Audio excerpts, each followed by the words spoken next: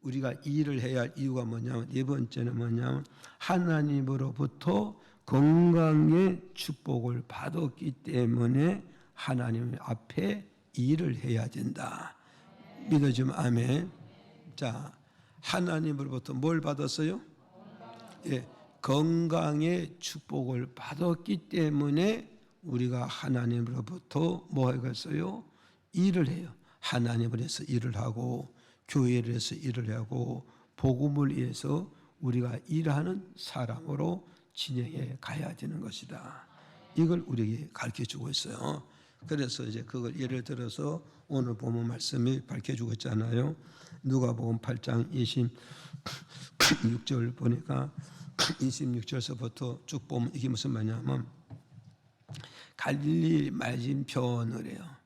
갈릴리 맞은편이라 하면 갈릴리 바다 건너편에 있는 동네가 무슨 동네냐 그랬을 때 거라사인이라는 동네가 있어요. 갈릴리라는 동네가 있으면 맞은편에, 이 앞에는 뭐요? 갈릴리 바다가 있고 건너편에 동네가 있는데 그 동네 이름이 거라사인 동네라 그래요.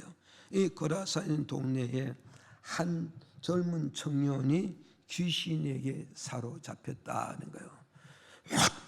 귀신에게 사로잡혔으니 이제는 누가 자기를 주종하느냐? 내가 나를 주관하면은 정상적인 인생의 삶을 사는데 내가 나를 주관하는 게 아니라 제3의 영이 내게 들어와서 나를 지배하고 사는 거예요.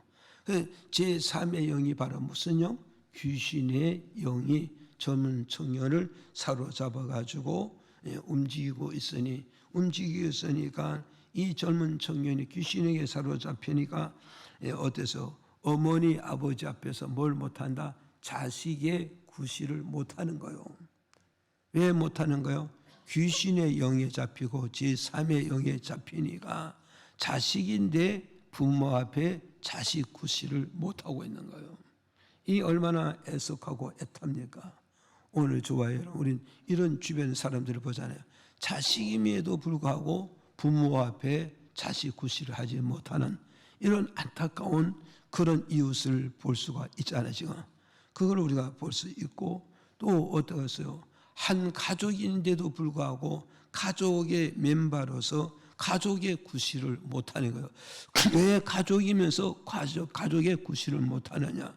그 이유는 결국은 뭐가서 귀신에 사로잡혔고, 우울증에 사로잡혔고, 불면증에 잡혔고, 질병에 사로잡혔기 때문에 가족이면 가족의 보탬이 되고 가족의 유익이 되고 가족의 도움이 되어야 되잖아요. 그런데도 불구하고 가족이면서도 가족의 구실을 못하는 이 이유가 뭐가세요? 제3의 영에 붙들렸기 때문에 가족이면서도 가족의 구실을 못하니 오히려 가족이 이 한 사람을 통해서 결국은 가족은 뭐가 있어요? 사랑도 깨지고 화평도 깨지고 소망도 깨지고 한마디로 말하면 이 가정 완전히 뭐요? 숫대밭이 되어지고 말았다. 그럼 이 가정은 이 젊은 청년 하나를 통해서 아들 하나를 통해서 이 가정은 완전히 행복도 꿈도 사랑도 모든 보람도 다 깨지고 말았다는 거예요. 그리고 어땠어요? 이 젊은 청년이 사람 구실을 못하잖아요. 사람 구실을 못하고 어땠어요? 집 밖으로 나갔다 그래. 집 밖으로 보면 쭉 나오잖아. 집 밖으로 나서 27절에 가서 보니까는 뭐라고 써요? 27절에 가서 뭐냐면 무덤에 머물러서 살았다. 무덤에 머물러 살았다. 여러분 이걸 잘 기억을 하시고, 무덤은 산 자가 사는 곳이요 죽은 자가 사는 곳이요. 네. 그러니까 귀신은 어디에 정착을 두느냐면 산 자에게 붙어 사는 게 아니라 죽은 자에게 붙어 사는 것이 귀신의 특성이에요. 그러니까 오늘 교회에서도 여러분이 믿음이 살아있고 말씀이 살아있고 은혜가 살아있으면 어디로 속했냐? 산자에게 속하는 거예요. 그런데 내가 믿음이 죽어버리고 은혜가 죽어버리고 말씀이 죽으면 누구에게 붙는다? 죽은 자에게 붙어버려. 말씀이 죽고 믿음이 죽고 은혜와 봉사가 죽은 자에게. 그래서 붙어 사는 거예요. 그래서 그걸 가지고 뭐라 그러냐? 끼리끼리 모인다. 끼리끼리 모이고 끼리끼리 손잡고 끼리끼리 놀고 있다 이 말이요. 그러니까는 이 청년에는 뭐가 있어요?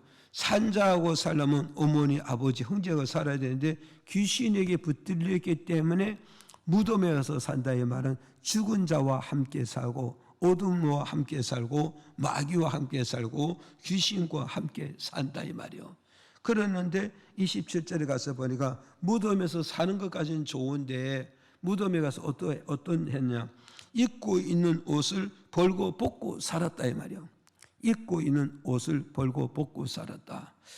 보세요. 요새는 2살만 되고 3살만 돼도 옷을 안 벗기잖아. 그래 안 그래요? 그런데 저희 시대만 할 때, 우리 시대만 할 때만 클 때만 해도 7살, 8살 돼도 다 벗고 돌아다녔어. 다 벗고 살았고 초등학교 6학년 돼도 여자고 남자가 할 것이 내과에서 다 벗고 모욕하고 놀았잖아요. 그랬는데 그런데 요새는 2살만 돼도 안 그러잖아요. 그런데 이게 바로 뭐냐? 이게 왜 벗고 살까요? 무덤에서 가서 사니까 무덤에 사니까 이게 바로 벗고 살다면은 사망에 붙들려서 사는 사람은 수치를 모르고 부끄러움을 모르고 창피함을 안다 모른다. 아주 얼굴이 두텁기 짝이 없어요. 오늘 여러분은 이걸 좀 이해를 좀 하고 가셔야 돼요. 그래서 정말 얼마나 얼굴이 뻔뻔스러운지 몰라요. 얼마나 얼굴이 두터운 줄을 모르고 잘못인데도 잘못을 모르고 그죠? 실수했는데도 실수도 모르고 부끄럼도 부끄러움을 모르고 수치도 모르는 이것이 바로 뭐가 갔어요? 이것이 결국 뭐냐? 어둠에 붙들려 있기 때문에 자기 부끄러움과 수치와 허물을 모르고 그냥 자기 수치를 그대로 다 드러내면서도 큰 소리치고 당당하고 하고 싶은 말 다 하고 있잖아요. 정상적인 믿음의 옷을 입었다면 어떠될까요? 쑥스럽고 부끄럽고 죄송스럽고 죄책감에 느껴서라도 입이 10개가 있어도 말 못하고 고개를 숙이고 미안하게 하고 그러잖아요. 그러니까 오늘 우리가 정상과 비정상의 믿음의 차이가 이렇게 드러나고 있다는 걸 이 말씀을 통해서 우리에게 주는 메시지예요. 지금 이해가시죠? 그런가 하면은 29절에 가서 보니까 뭐라서 29절에 가서 보니까는 뭐라 그러냐? 이 사람이 뭐가 있어요? 가족이 이걸 단속가시에서 쇠고랑으로 묶어놨다고. 쇠고랑 묶었다의 말은 뭐냐? 이제는 사람 구실을 안 되니까 밖에 나가서 손해를 끼치니까 제재시키고 단속시키기 위해서 쇠고랑으로 묶어놨는데 29절에 보니까 귀신에 사로잡힌 자는 힘이 천하장사라. 그죠? 힘이 천하장사라. 쇠고랑을 끊어서 안 끊어서. 예, 쇠고랑을 끊어버리는 거예요. 그러니 쇠고랑을 끊어버리니까 어떠겠어요? 쇠고랑을 끊고 무덤에 머물러 있으면서 무덤 사이로 지나가는 사람들을 많이 해코지라는 거예요. 무덤에 머물러 있는 것만 해도 제정신이 아닌데 무덤 앞으로 지나가는 이유는 사람들은 다 해코지하는 거야. 왜 그러느냐? 무덤은 바로 뭐예요? 죽은 자에 있는 곳이잖아요. 죽은 것은 바로 어둠이고 어둠은 바로 사막이잖아요.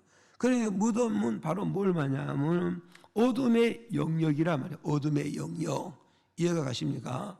그 어둠의 영역에 지나가는 자를 어디서 놔둔다?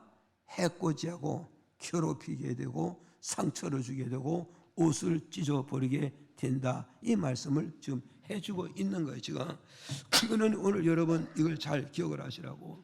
오늘 보세요. 우리가 믿음을 가졌는데 어둠에 붙들려 있는 사람은 빛이 지나가는 걸 이해한다? 빛이 지나가는 걸 이해한다? 이해를 못해요. 말씀이 지나가는 걸 이해하느냐? 이해 못하고 믿음으로 지나가는 자 이해하느냐? 이해를 못하고 선한이라는 것을 이해하느냐? 이해를 못해요. 그러니까 어둠의 영역으로 가차없이 그 사람의 상처를 주고 그 사람의 괴로움을 주고 그 사람 아픔을 주고 그 사람의 고통스러운 힘에 파는 고통을 주는 그런 짓을 하고 있는 것이 이게 바로 뭐냐? 무덤에 머물렀고 어둠에 붙들린 자의 그런 행동을 하고 있다. 오늘 여러분이 잘 기억하라고. 내가 진리의 영에 붙들리고 은혜의 영에 붙들리고 하나님의 영에 붙들리면 내 앞으로 지나가는 모든 자들에게 은혜를 끼치고 믿음을 끼치고 축복을 끼치잖아요. 그래 안 그래요? 그러는데 무덤에 사는 자는 바로 뭐요? 어둠의 영역에 붙들렸기 때문에 그 어둠의 영역에 붙들리면 어둠의 영역 속에 빛이 지나가는 그걸 꼬라지를 볼 수가 없어. 지금 이거 무슨 말 이해가요 지금? 이거 여러분이 잘 이해낸다고. 내가 지금 어둠에 붙들려 있는 자가 내 앞에서 헌신하고 뭐 봉사하고 전도하고 뭐 하는 거, 이 꼬라지를 못 봐. 이거 꼬라지를 못 봐서 어따지 힘이 파서 어따지 상처서 어따지 괴롭혀서 시험 들게 하고 낙심하게 되고 주저앉게 되고 눈에 눈물을 쑥쑥 빼게 만들어준단 말이에요. 그러니까 오늘 여러분 이런 메시지를 통해서 우리가 이해를 해야 이해를 할 때 저 사람이 내 가슴을 휘휘팔 때 봉사할 때 내 가슴을 휘휘팔 때 너의 신앙의 본질은 지금 어디가 있고 내 신앙의 본질은 지금 어디 있는가 이게 구분을 될 때 그런 자들을 통해서 상처받을 필요도 없고 시험 들을 필요도 없고 눈물 흘릴 필요도 없고 오히려 너는 그럼을 통해서 나는 하나님 앞에 한 송이의 백합꽃이 되는구나. 너로 인해서 한 송이의 백합꽃으로서 한 송이의 복음의 향기, 생명의 향기, 봉사의 향기를 날릴 수 있는 기회를 주셨으니 고맙구나. 이렇게 고맙게 생각하면 시험들이 일이 없어요.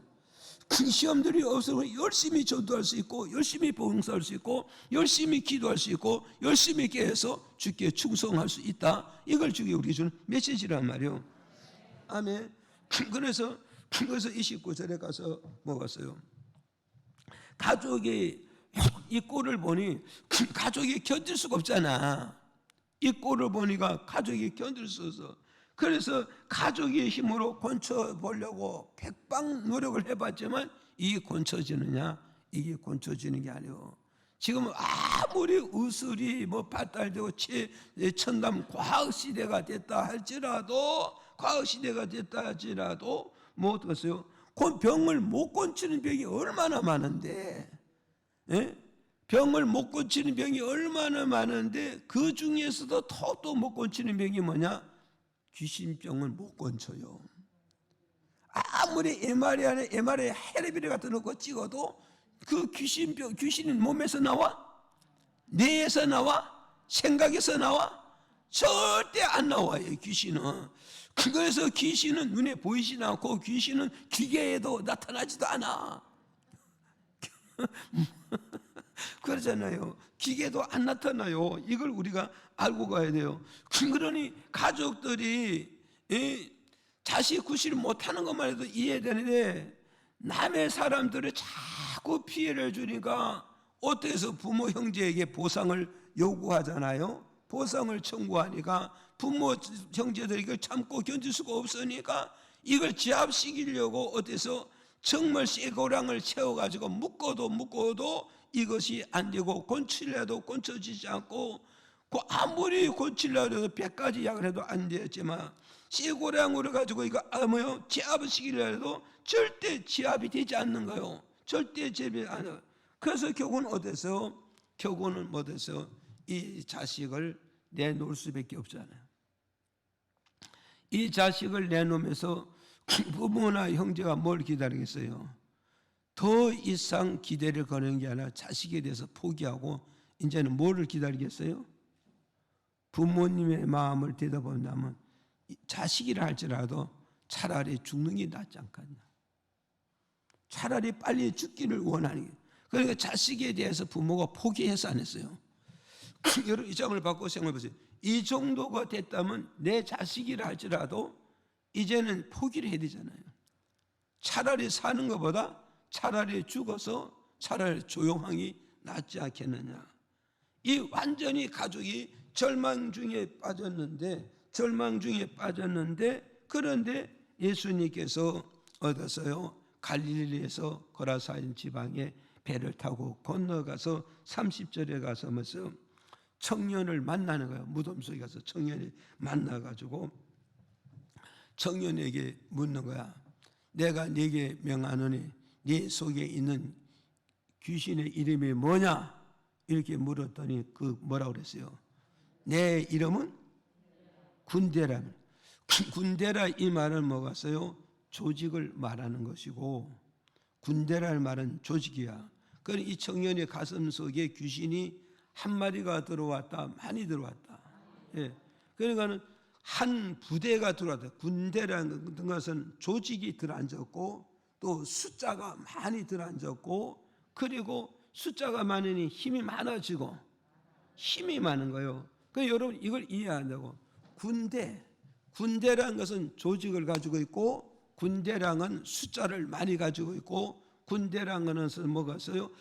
많은 무기와 힘을 가지고 있잖아요. 그러니 이것을 가지고 귀신병인데, 그리고 이것은 귀신병 제3의 영역들이 하는 짓거리인데, 이걸 어떻게 인간이 제압시키고 이것이 어찌 인간이 통치하고 다스리고 어떻게 인간이 이것을 고칠 수가 있겠느냐? 아무도 못 고치는 거예요. 그래서 세상에서 제일 더러운 병이 뭐냐? 무슨 병? 예, 세상에서 제일 못 쓸 병이 귀신병이에요. 귀신병. 그래서 목사님이 안수 기도해도요, 안수 기도도 제일 안수 기도하기 힘든 게 뭐냐? 귀신에 사로잡힌 자에게 안수 기도해 주는 게 제일 힘들고 제일 고통스럽고, 그 귀신 들린 병은 한 번, 두 번 해서 고쳐주는 게 아니라 엄청난 희생을 집중해야 그걸 쫓아낼 수 있고 정상으로 돌려주는 거예요, 지금. 그러니 우리는 여기 있으면 어머니가 그걸 제압했냐? 못했어요. 아버지가 그걸 제압했냐? 못했어요. 형제가 제압했냐? 못했어요. 집안이 다 들고 나와서 제압했냐? 못했어요. 동네 사람들이 다 해코지를 당해서 동네 사람이 다 들고 일어나도 그것을 제압했느냐? 제압하지 못하고 고치지 못했다 이 말이요. 왜 그러느냐? 인간은 예를 들어서 인간은 뭐요? 사수라고 그런다면 마귀는 뭐요? 육수란 말이요. 육수란 말이요. 하나님의 수는 뭐냐? 무한대의 수란 말이야. 칠수 하나님 무한대의 수라 이 말이요.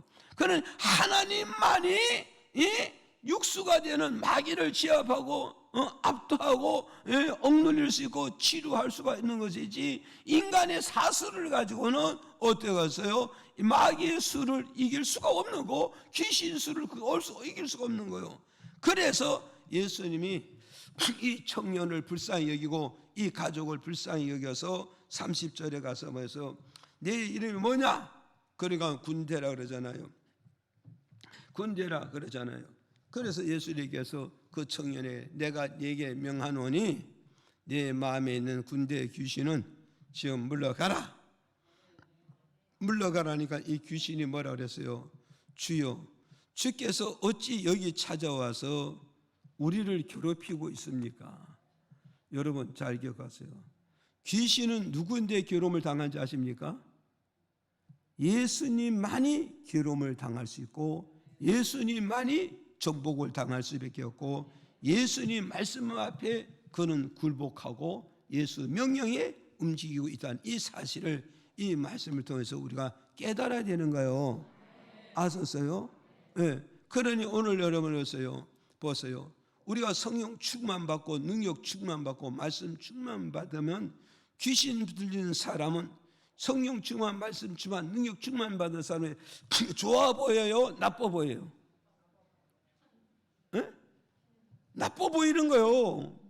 예수같이 보이는 거 싫은 거예요. 멀리 하는 거예요. 이걸 우리가 알아야 되는 거예요. 이해가 가시죠? 그래서 예수님께서 30절에 그 귀신을 쫓아냈잖아요. 쫓아내는데 예수님과 귀신과 이제 타협을 하는 거야. 뭐라냐? 귀신이 예수님 내게 와서 나를 괴롭히고 고통 주고 괴로움을 주니 이제 예수님의 말씀하신 대로 이 청년의 몸에서 놓고 내가 나가야 되는데, 나도 나가야 되는데 무조건 나를 무정하게 마귀의 감옥 속에 집어넣으면 내가 어떻게 하겠습니까? 그러니 제발 나를 마귀의 감옥에 가두지 마시고 저 돼지떼 안에 들어가서 살게 좀 해달라. 그러니까 예수님이 그래, 네 원한 대로 아직까지 너희들 때니까 너희들을 옥에 잠그지 않고 어디도 보낸다? 돼지떼에게 보내주겠다. 그러면 이 귀신이 돼지떼에서 나왔는데 이게 군대 귀신이니까 숫자 많다 적다? 숫자가 많으니까 돼지 몇 마리? 읽어보면 알잖아요. 돼지 2,000마리가 넘어. 그러니까 군대가 몇 명이나 들어앉았어? 이 조그만 이 가슴에 군대 마귀가 2,000마리가 넘게 들어앉았는데 2,000마리 넘는 이 군대 마귀가 여기서 쫙 나와가지고 돼지 한 마리 한 마리 군대가 하나씩 들어가네. 귀신 군대가 들어가니까 결국은 어땠어요? 2,000마리가 넘는 이 돼지 속에 귀신이 들어가가지고 이 귀신이 들어가니 돼지가 미쳤어 안 미쳤어? 돼지가 미치니까 물불을 가려 안 가려? 돼지가 미쳐가지고 물불을 안 가려니까 돼지가 어디로 다 다이빙을 해서? 강물 속으로 다 다이빙을 했잖아요. 강물 속으로 다 다이빙을 해가지고 한 마리도 살아남지 못하고 거기서 다 죽어버렸다. 다 죽어버렸다. 그러면 오늘 우리는 이것을 잘 기억하라고. 왜 이렇게 됐을까? 이렇게 됐을 때 유대인들에게는 돼지를 먹을 수 있어 없어? 돼지를 먹으면 안 되는 거예요. 그럼 돼지를 먹지 않으면은 돼지를 농사를 지어야 돼 안 지어야 돼? 농사를 안 지어야 되는데 왜 농사를 지을까? 왜 말씀을 어길까? 돈을 벌기 위해서 말씀을 어기고 하나님 원치 않은 업을 경영하고 있기 때문에 그래서 하나님은 하나님 원치 않은 업을 귀신에게 돌려서 다 무너지고 망가뜨리고 만다 이 말이요. 그럼 오늘 저와 여러분은 이 말씀을 들어서 우리는 업을 하되 어떤 업을 해야 되는가? 모든 사람에게 유익을 주는, 모든 사람에게 도움을 주는, 모든 사람에 필요한 하나님 보시기에 합법적인 이런 사업을 경영할 때, 이런 기술을 경영할 때 거기에 하나님의 축복의 역사가 따르게 된다는 걸 우리에게 주는 교훈이래요. 이해가시면 아멘. 이걸 우리는 기억을 해야 되는 거예요. 이해가시죠? 그래서 35절에 가서 보니까 젊은 청년이 귀신이 나가서 정신이 온전하니까 어땠어요? 정신이 온전하니까 벌거벗고 있는 게 부끄러워 안 부끄러워? 귀신이 들렸을 때는 부끄러운 줄을 몰랐는데 정신이 온전해지니까 예수 영이 들어와서 나를 온전하게 만드니까 뭘 발견해? 내가 벌거벗고 있구나. 내가 수치를 그냥 드러내놓구나. 그럼 이거 내가 수치를 드러내고 벌거벗고 살면 안 되잖아요. 그래 이 귀신이 그때서야 이 젊은 청년이 정신 차려서 옷을 입었다 안 입었다? 옷을 입고 예수님 발 앞에 앉아서 뭐 했다고요? 말씀을 들었다는 거예요. 이게 정상이라는 거예요. 이게 온전한 사고, 이게 귀신과 완전히 결별되어졌다는 걸 오늘 우리에게 주는 메시지란 말이에요. 이해가십니까? 그럼 오늘 저와 이걸 잘 기억을 하라고요. 지금 정말 우리는 뭐겠어요? 귀신에게 잡히면은 자기 수치를 자꾸 드러내기 위해서 뭐요? 가려있던 것들을 자꾸 벗겨내서 수치를 자꾸 드러내는데 예수님의 영으로 둬서 치료받으면 수치가 보이고 부끄러움이 되고 잘못된 것을 보이니까 그 보이지 않기 위해서 뭐가 있어요? 예수의 옷을 자꾸 입는 거예요. 예수 옷을 자꾸 입으면 입을수록 수치가 없어지고 부끄러움이 없어지고 잘못된 것이 없어짐으로써 주님 앞에 어떻게 되냐? 온전한 자가 세워짐으로써 어떻게 된다? 온전한 자가 세워지기 위해서는 점점 예수님 발 앞에서 뭐 해진다? 말씀을 듣게 되고 말씀에 집중하게 되고 말씀을 통해서 은혜 받게 되고 말씀으로 무장해 가게 되는 것이다. 이걸 지금 우리에게 가르쳐주고 있는 거예요. 이해가십니까? 그럼 오늘 저와 여러분 우리는 지금 뭐요? 내가 믿음 안에서 온전한 믿음을 가졌다면은 어떠하소? 이제 하나님의 말씀을 듣겠죠? 하나님의 말씀을 들음으로써 나의 수치를 나의 부끄러움을, 나의 잘못을 점점 청산해 지으면서 주님 앞에 말씀 들으면서 점점 온전한 옷을, 점점 완전한 옷을, 점점 부끄러움 없는 그런 옷을 입게 되어진다 이 말이요. 이러지 마면. 그래서 이 청년이 이제 예수님 말씀 앞에서 말씀 들으면서 하나님 원하는 온전한 믿음의 옷을 완전히 갈아입으니까 39절에 가서 뭐라고 그러느냐? 39절에 가서 예수님께서 말씀 듣는 청년에게 하신 말씀이야. 청년아, 너는 지금 일어나서 네가 살고 있던 집으로 돌아가라. 집으로 돌아가라. 네가 살고 있던 집으로 돌아가라. 그러면서 이 청년이 뭐요? 온전해지고 완전해지고 말씀과 믿음에 온전히 시험을 받으니까 그때서야 예수님이 이 젊은 청년을 어떻게 했어요? 예수님 이 청년 집으로 돌려보내는 거예요. 돌려보내면서 39절에 하시는 말씀이 뭐겠어요? 예수님께서 네게 어떻게 네 몸에 있는 귀신을 어디서 찾아내고 어떻게 네 몸에 있는 귀신의 병을 고쳐주셨는가, 그 사연을 네 가족에게 가서 말해줘야 되고 전파해줘야 되고 간증을 해줘야 되고, 그리고 네가 살던 그 동네에 돌아가서 어때서 예수님이 나를 어떻게 해서 귀신을 찾아냈고 어떻게 해서 내게 병을 고쳐주셨고 어떻게 해서 내게 부끄러운 것을 부끄럽지 않게 완전한 옷을 입혀주었는가, 그걸 위해서 너의 가족에도 간증해서 일을 해야 되고 너희 동네에 가서도 이것을 간증하고 너희 동네를 위해서 이것을 일을 해야 되는 것이다. 이걸 말씀해 주고 있단 말이요. 그래 가정을 보내고 동네를 보내는 것은 뭐가 있어요? 하나님 나라를 해서 이제 일을 해야 된다. 이해가십니까? 온전해졌으니까 이제 가정으로 돌려보내고 동네로 돌려보낸 이유가 뭐냐고요? 네가 이제 예수를 통하여서 온전해졌으니까, 완전해졌으니까, 정상이 되었으니까, 그랬으니까는 예수님이 나에게 어떻게 귀신을 발견했고, 어떻게 귀신을 쫓아냈고, 어떻게 나에게 온전한 정신을 만들어서 어떻게 나에게 온전한 옷을 입혔는지, 이것을 가정에 가서 이 말을 해주고, 네 동네 가서 이 말을 하라. 이 말은 뭐냐? 지금부터는 너는 뭐해라? 하나님 나라를 위해서 일하는 자가 되어져라. 하나님 나라를 위해서 일하는 자가 되고 하나님 나라의 복음을 전하는 자가 되고 교회를 위해서 너는 뭐요? 전도하는 자가 되어져야 되느라. 이걸 말씀하고 있는 거예요 지금. 무슨 말이 가시고요? 이걸 지금 말씀하고 있어요. 그래서 청년이 하나님 나라를 위해서 일할 이유가 뭐냐? 일할 이유가 뭐 했을 때 누가복음 8장 39절 시작. 집으로 돌아가 하나님이 내게 어떻게 큰일 행하신 것을 일일이 구하라 하시니 저가 가서 예수께서 자기에게 어떻게 큰일 하신 것을 온 성내에 전파하니라. 아멘. 자 보세요. 청년이 하나님 나라를 위하여 일할 이유가 뭐냐 했을 때, 일을 해야 할 이유가 뭐냐 했을 때, 첫째 뭐냐? 잃어버렸던 가족을 찾았어, 안 찾았어?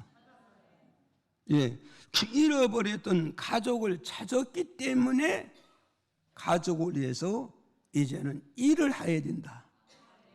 믿어지만 아멘. 보세요. 예수께서 청년에게 귀신병에 걸려서, 이 보세요. 젊은 청년이 귀신병에 걸려서 어떻게 됐어요? 가족을 잃어버려서 안 잃어버려서? 예, 귀신병에 걸려서 그래서 귀신병에 나와서 집 나와 가지고 무덤에 머물렀다. 이 말은 뭐냐면 귀신병에 걸려서 이 청년은 가족을 완전히 잃어버렸단 말이에요. 가족을 잃어버렸는데 예수님을 만나서 어떻게 됐다고? 이 청년이 귀신병을 곤침을 받았어, 안 받았어? 귀신병이 곤침을 받아서 예수님이 이제 너는 곤침을 받았으니 너는 어떻게 해나? 곤침 받았으니 이제 정상적인 삶이 뭐냐? 네 집안으로 돌아가고 네 가족으로 돌아가고 네 부모에게 돌아가고 네 형제에게 돌아가라는 거예요. 돌아가라 이 말은 뭐예요? 잃어버린 가족을 다시 찾으라 이 말이에요. 잃어버린 가족을 다시 찾고 잃어버린 가족을 다시 만나고 잃어버린 가족을 찾고 만나서 뭐요? 잃어버린 행복을 위해서 어땠어요? 다시 살아가라 이 말이에요. 이해가십니까? 그럼 우리는 잘 기억하라고, 예수의 영과 귀신의 영을 우리는 이걸 구분을 해야 된단 말이에요. 그래서 귀신의 영에 붙들리면 가족과 헤어져야 되게 하는 거고, 이해가시죠? 귀신의 영에 붙들리면 가족과 헤어지게 하고, 귀신의 영에 붙들리면 성도와 헤어지게 만들고, 귀신의 영에 붙들리면 하나님과 헤어지게 만드는 게 이게 귀신의 영의 역사고 귀신의 영의 열매고 귀신이 하는 일이 이렇다는 걸 우리에게 가르쳐주고 있단 말이에요. 이해가시죠? 이걸 해야 되나? 이걸 해야 돼. 그렇지만 하나님의 영에 붙들리면 뭐요? 잃어버렸던 가족을 어디서 다시 찾게 만드시고 다시 만나게 되고 다시 먹어서 행복을 누리게 되고, 그리고 잃어버렸던 가족을 위해서 내가 뭐한다? 가정 복음화를 시키는 그런 일을 하게 된다는 거예요. 이 청년이 집에 이제 돌아가서 가정 복음화 시켰겠소? 안 시켰겠소? 예? 그리고 이 청년이 가정 복음화 시킬 때 가족이나 형제들이 반대했겠소? 찬성했겠소? 예? 지금까지 겪었던 일을 보면 돈도 안 되고 의술도 안 되고 힘도 안 되고 세월도 안 됐는데 예수님을 통하여서 자식이 곤침받고 회복되고 정상되어서 우리 집에 들어와서 이제 우리가 행복하게 살아야 됩니다. 그 행복하게 사는 이유가 뭐냐? 나의 병을 고쳐신 그 예수님을 믿어야 우리 가족의 행복함으로 두 번 다시 귀신에게 붙들리지 않고 잡히지 않고 괴롭히지 않습니다. 이 동네는 감격함도 없는가 봐. 이걸 우리가 알아가야 돼요. 그래서 이 청년이 가정에 가서 무슨 일을 계획했어요? 가족을 복음화를 시켰다 이 말이요. 이해가시죠? 그래서 시편 128장 1절 3절에 이렇게 말씀해 주고 있어요. 읽어보실래요? 시편 128장 1절 3절까지 시작. 여호와를 경외하며 그 도에 행하는 자마다 복이 있도다. 내가 내 손이 수고한 대로 먹을 것이라. 내가 복되고 형통하리로다. 아멘. 자, 보세요. 가족이 하나님을 경외하면 가정이 복음화가 돼서 온 가족이 하나님을 경외하면 하나님을 잘 섬기고 예배 잘 드리고 하나님을 잘 받으면 오는 복이 뭐냐 했을 때 첫째 뭐냐 보세요. 네 손이 수고한 대로 먹을 것이라. 네가 복되고 형통하리라. 자, 보세요. 그러면 이제 가정이 복음화가 되어서 예수 잘 믿고 예수님을 잘 섬기고 교회를 잘 받으면은 하나님 어떤 복을 주냐 돼. 손이 수고하는 대로 먹고 살게끔 만들어 주겠다는 거예요. 보세요. 먹고 사는데 어디에 있는지 아세요? 먹고 사는 데가 어디냐? 손이 수고하면은데 먹고 사는 열매가 들어오기도 하고 안 들어오게 하는 거예요. 그 손이 일 안 하고 가만히 있으면 먹을 게 생긴다 안 생긴다? 먹을 것이 안 생기는 거예요. 그러면 배고픈 사람은 누구냐? 일을 안 하는 사람이 배고픈 사람이고, 가난한 자가 누구냐? 일을 안 하는 자가 가난한 자고, 남의 돈을 꾸고 빌리는 자가 누구냐? 일을 안 하는 자가 돈을 빌리는 사람밖에 안 되는 거예요. 이해가십니까? 그러는데 하나님을 경외하는 자, 하나님을 잘 믿는 자, 하나님으로부터 은혜를 받는 자, 하나님의 지도와 인도를 받는 그 사람은 어떠한다? 노는 사람이 아니라는 거예요. 그럼 어떤 사람이냐? 일하는 사람이라는 거예요. 일을 하는 사람이 된다. 오늘 여러분 이걸 잘 기억하라고요. 하나님을 믿는 사람과 하나님을 안 믿는 자의 차이가 이게 뭐냐? 하나님을 안 믿는 자는 노동을 안 해요. 일을 안 해요. 노력을 안 해요. 땀을 안 흘리고 수고도 안 합니다. 이게 바로 뭐냐? 예수 안 믿는 자들이고 이 어둠에 붙들리는 자의 모습이란 말이요. 이 젊은 청년이 귀신에 붙들렸을 때 무슨 일을 했습니까? 일 안 했습니다. 그런데 저 귀신이 청년이 예수를 귀신이 쫓아내고 정상적인 되니까 이 사람이 결국 뭐냐? 가정 복음화시키고 가족과 함께 모여 열심히 일하고 열심히 수고하고 열심히 시도를 부리고 열심히 노동을 하니까 하나님이 복을 주시겠다는 거예요. 믿어집니까? 그래서 먹었어요. 내 손이 수고한 대로 먹을 것이다. 그걸 먹기 위해서는 뭐가? 네가 복되게 하기 위해서 형통한 축복을 준다. 이걸 우리에게 가르쳐주고 있단 말이에요. 그러니 네 손이 수고한 대로 먹을 것이다 그러잖아요. 이것은 뭐가서요? 수고한 대로 먹을. 하나님은요, 네가 일하는데 내가 절대 빈손 되게 하지 않고 빈 주머니가 되지 않게 하고 빈 통장 되지 않게 내가 반드시 복을 주게 될 것이다. 이걸 우리에게 밝혀주고 있단 말이에요. 이해하십니까? 그래서 이사야 3장 10절에 보니까 이렇게 밝혀주고서 읽어봐요. 시작. 너희는 의인에게 복이 있으리라 말하라. 그들은 그 행위의 열매를 먹을 것임이요. 자, 여기서 의인이 복이 있으리라 그러잖아요. 의인. 여기서 의인이 복이 있다 이 말은 뭐냐? 로마서 5장 1절에 보니까 예수 믿으면은 의인이 된다는 거예요. 믿어집니까? 읽어봐요. 시작. 그러므로 우리가 믿음으로 의롭다 하심을 얻었은즉 우리 주 예수 그리스도로 말미암아 하나님으로 더불어 화평을 누리자. 자, 보세요. 우리가 예수를 믿음으로 의를 얻었다. 의를 얻었다. 그러면 이사야 3장 17절에 뭐였어요? 누가 복이 있다고요? 의인이 복이 있다 이 말이요. 그럼 여기서 의인은 어떤 사람 의인이라? 예수 믿는 사람이 하나님의 의인이라는 거예요. 의인. 그 예수 믿는 사람이 의인이 됐으니 하나님이 예수 믿는 자에게 뭘 준다? 복을 준다. 그 예수 믿는 자에게 복을 주는데 어떤 예수 믿는 자에게 복을 주냐? 예수 믿고 손으로 열심히 일하는 자에게 복을 주신다 이 말이요. 이걸 여러분 잘 기억하시라고. 예수 믿으면서 깐들깐들 노는 자 복 주는 게 아니에요. 알았어요?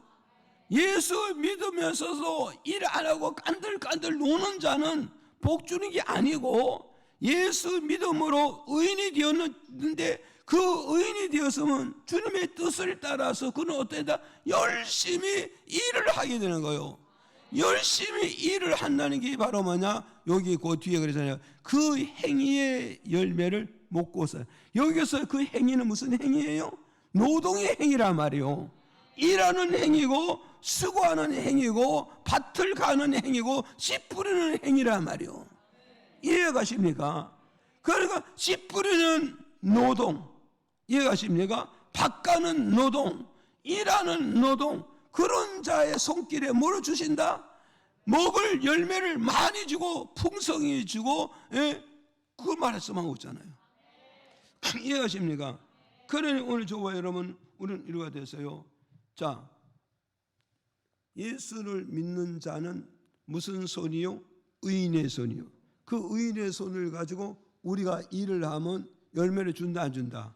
열매를 줌으로써 우리가 먹고 마시고 사는데 근심 걱정 없게 만들어 주시겠다. 그걸 말씀하고 있다 이 말이에요 지금. 그러니 이 말을 한마디로 바꾸면요, 의인의 손이 일하는 곳에는 헛된 수고가 없다 이 말이에요. 헛된 수고가 없다. 이걸 여러분 자부심을 가져야 된다니까. 이걸 믿음으로 가져야 되고 말씀에 대한 확신을 가질 때 우리는 일해야 하네요. 일을 하시기를 바래요. 네, 그 다음에 두 번째 봐요. 자, 두 번째는 뭐냐? 하나님을 경외하는 자에게 복이 뭐냐? 이제 시편 128장 3절에 읽어볼까요? 시작. 내 집 내 실에 있는 내 아내는 결실한 포도나무 같으며 내 상에 둘린 자식은 어린 감람나무 같으리로다. 자, 두 번째는 뭐냐면 아내는 결실한 포도나무 같은 축복을 받는다. 그러잖아요. 여기서 이제 말씀하세요. 내 집 내 실에 있는 아내는 내 집 왜 내실에 있는 아내는 어떤 아내? 결실한 포도나무 같아. 포도나무 같아 그러잖아요. 그래서 이 말씀의 뜻은 무엇을 말하냐면 포도나무는 제목감이 아니에요. 포도나무 가지고 무슨 집 짓는 거 봤어요? 포도나무 가지고 무슨 가구 만드는 거 봤어요? 포도나무 가지고 무슨 다리 놓는 거 봤어요? 아무 없어요. 포도나무는 아무 쓸모도 없어요. 제목감이 없기 때문에 아무도 쓸모가 없는 거예요. 그런데 포도나무의 특성이 뭐냐? 성경은 포도나무의 특성을 말씀해서 뭐냐? 포도나무의 특성은 뭐냐 했을 때 여러분이 잘 알잖아요. 요한복음 15장 5절에 보니까 뭐래서 포도나무의 특성은 뭐냐? 열매 맺는데 특성을 가졌느니라. 이해가 지죠? 그 여러분 이걸 잘 기억하라고. 그래서 주님께서는 구약의 성도들 가서다가 뭐요? 성도라서 무화과 나무라 그랬잖아요. 무화과 나무. 그럼 신약에 와서 성도는 뭐 갔어요? 포도나무. 마지막 계시록 시대 가서는 핍박 시대 가서는 뭐 갔어요? 감람나무. 이렇게 비유를 한단 말이에요. 그러니까 구약에는 무화과 나무로 비유하고 신약에는 성도를 포도나무로 비유하고 마지막 말세에 가서 성도를 가지고 뭐 갔어요? 감람나무. 감람나무는 마지막 때 희생, 복음을 통하여서 말씀을 통해 희생을 지불하지 아니하고는 구원을 성취할 수 없다 이 뜻이에요. 지금 무슨 말 이어가지죠? 그래서 왜 무화과 나무, 포도나무, 감람나무를 성경을 계속 그걸 강조하고 있는가? 이걸 여러분 이해하고 들어가야 된단 말이에요. 이해가시죠? 그래서 이걸 이해하고 들어가야 되는데, 그런데 내실에 있는 내 안에는 포도나무 결실 안에는 뭐요? 결실은 포도나무 같다 그러잖아요. 이 말은 뭐냐면 집 안에 있는 아내가 남편이 돈을 벌어주니까 그걸 가지고 살림을 잘했다 못했다. 살림을 잘해서 뭐요? 포도나무 같이 옹기종기 도랑도랑 열매는 많이 맺었다 적게 맺었다. 많이 맺었다. 이 말은 뭐냐? 내실에 있는 아내가 남편이 돈을 보내주니까 내실에 있는 아내가 그 돈을 가지고 뭐가요? 돈을 가지고 살림을 잘해가지고 포도송이를 1개를 갖다 줬는데 10개를 만들어 놓고 100개를 만들어 놓고 1000개를 만들어 놓고 10,000개를 만들어. 이게 뭐냐? 살림을 계속 부풀게 만들어서 부자를 만들어 놓고 생활의 안정권을 만들어 놓았다 이 말이에요. 이게 누구냐? 하나님을 경외하는 가족의 부인은 하나님이 이런 지혜를 주셔서 돈은 남편이 조금 갖다 줘도 조금 돈을 가지고 살림을 잘해서 살림을 뻥튀기를 띄어서 그때 뻥튀기가 나온 건지 모르지 또. 그래서 살림을 많이. 그래서 이제 목사님 이제 목회할 때 이제 60만 원을 지금 참 그 당시에 60만 원 큰 돈인데 땅 한 평에 200원 갈 때 60만 원을 줬으니 얼마나 큰 돈이요. 그런데 그분의 남편이 뭐 하느냐? 택시 운전하시는 분이요. 택시 운전하시는 분. 택시 운전해봐 돈 몇 푼을 못 벌잖아. 그러니까 이분이 여자인데 예수를 잘 믿어. 자기 엄마는 안 믿는다. 애 할머니가 예수를 잘 믿어가지고 애 할머니의 그 믿음의 유산을 애 손녀 딸에게 넘겨준 거야. 그 애 손녀 딸이 애 할머니를 만나면서 믿음을 전수를 받아가지고 믿음 생활 잘하다 시집을 갔는데 신랑이 택시 기사야. 택시 기사인데 택시 기사하면서 돈을 벌어다가 아내한테 갖다 줬더니 이 아내가 뭐 했느냐? 강남 부자들 다 그렇게 했잖아요. 아내 부인이 뭐 했냐? 집 장사인 거요. 집 허숙한 집을 사가지고 싼 거 사가지고 페인트 칠하고 목수 갖다 못 받고 페인트 칠하고 장식 받고 그렇게 하면 뭐 3만 원, 5만 원 이렇게 더 붙여가지고 판매하는 거잖아요. 그 당시만 해도 세금도 없잖아요. 1가구 2주택 이런 관계도 없잖아요. 그 시대. 그러니까 그렇게 해서 돈을 많이 벌어가지고 진짜 강남 부자가 돼버렸어요. 이게 누구 덕분에? 할머니 믿는 예수를 잘 믿었더니 그 하나님이 그들에게 복 받을 수 있는 비결과 방법을 전혀 어떤 주부도 집 장사할 줄은 모르는데 남편이 돈을 조금 갖다 준 그 돈을 모아서 집 한 채 사기 시작해가지고 그거 가지고 손수 페인트 칠하고 손수 망치질하고 안 되는 거 모습으로 하고 그래가지고 집 장사 해가지고 돈 벌어서 결국은 강남 부자로 넘어오는 거예요. 이해가십니까? 그러니까 결국은 뭐냐? 아내를 잘 얻어야 되는데 어떤 아내가 1등자 아내일까요? 예수 잘 믿는 아내가 1등 아내야. 이해 가십니까? 그래서 가장 중요한 것은 뭐냐? 잠언서 30장에 누가 현숙한 여인을 얻으며 누가 지혜 있는 아내를 얻으며 누가 살림 잘하는 아내를 얻느냐? 그런 아내를 얻은 남편은 복이 있느니라. 믿어져요, 안 믿어져요? 예? 그러니 우리는 전혀 총각들이 인물만 보고 스펙만 보고 선택할 것이 아니라 뭘 보아야 된다? 믿음을 봐야 돼요. 믿음을 보고 선택해야 되는 거예요. 그래야 하나님 그 아내에게 지혜를 주셔서 적은 월급 가져온 걸 그걸 모아서 큰 번데기를 틔워서 포도나무같이 열매를 주렁주렁 맺게 만들어서 가문을 안전하게 세워가는 게 이게 복 중의 복이라는 걸 우리에게 주는 메시지예요. 믿어집니다. 아멘. 그 다음에 세 번째 또다시 보세요. 시편 118편 3절에 시작. 내 실에 있는 내 아내는 결실한 포도나무 같으며 내 상에 둘린 자식은 어린 감람나무 같으리로다. 자 보세요. 세 번째는 어떠냐? 가정 복음화 되면 어떤 복을 주냐 했을 때 가정에 자식이 잘 되는 복을 주시기 때문인가요? 자식이 잘 되는 복을. 여러분 잘 보세요. 내 집 내실에 있는 아내는 결실한 포도나무 같으며, 이 말은 뭐냐? 집에 있는 아내가 적은 돈을 가지고 살림을 잘해서 살림을 부풀어 올려놨잖아요. 그 부풀어 가지고 누구를 한다? 아들, 딸을 뒷받침을 잘해줬다는 거예요. 아들, 딸을 뒷받침을 잘해주니 아들, 딸이 뭐 한다고요? 보세요. 보세요. 보겠어요. 네 상에 둘린 자식은 뭐와 같아? 감람나무 같으리라. 예, 보세요. 예? 네 상에 둘린 자신 어린 감람나무 같으리라. 어린 감람나무 같으리라. 여기서 어린 감람나무 뭘 말씀을 해주고 있냐? 어린 감람나무다. 예, 보세요. 당풍이 들었다 푸르다. 이게 좀 감 못 잡는가 봐. 늙은 감람나무는 당풍이 들 것이고 어린 감람나무는 푸르고 그러잖아요. 어린 감람나무다 이 말하면 푸른 감람나무다. 푸른 감람나무다 이 말을 먹었어요. 우리 집에서 기르는 자식이 아들이나 딸이 꿈이 있다는 걸 가르쳐 주죠. 푸르다는 것은 바로 뭘 말하겠어요? 푸르다는 힘이 있다 없다. 푸르다는 것은 바로 뭐가 있어요? 꿈이 있는 거예요. 그리고 보세요. 집에서 엄마들이 살림을 잘하는 엄마들은요, 자식에게 무엇을 심어준 줄 아세요?